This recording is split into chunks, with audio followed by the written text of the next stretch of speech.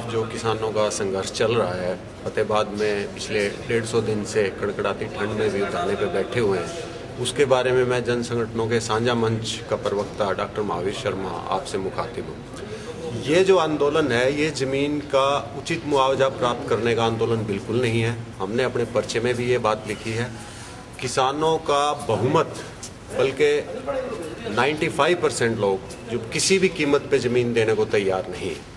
और जहाँ तक इसके तकनीकी पक्ष की बात हम करते हैं तो ये बहुत ही खतरनाक तकनीक है परमाणु बिजली संयंत्र, परमाणु बिजली बनाने की, क्योंकि इसका सबसे बड़ा प्रमाण ये है कि खुद अमेरिका में 1995 के बाद से कोई भी परमाणु संयंत्र नहीं लगा है, बल्कि 98 परमाणु संयंत्र जो वहाँ पे प्रस्तावित थे लगने वो भी कैंसिल कर दिए गए हैं।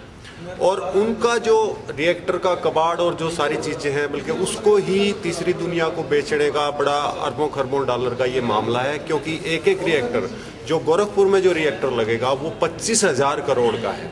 और इसमें एक और बात जो निकल के आई है, अरेवा जो कंपनी है फ्रांस की, उसकी जो रिएक्टर की तकनीक है वो कंपनी ब्लैक लिस्ट हो चुकी है। फिनलैंड ने उस तकनीक का रिएक्टर रिजेक्ट कर दिया है और हमारी सरकार उस पे लगाने को, उस रिएक्टर को लगाने पे तुली हुई है। ये बात भी समझ में आती है कि मतलब ये सारा मामला कहीं बहुत बड़े कमीशन का तो नहीं है।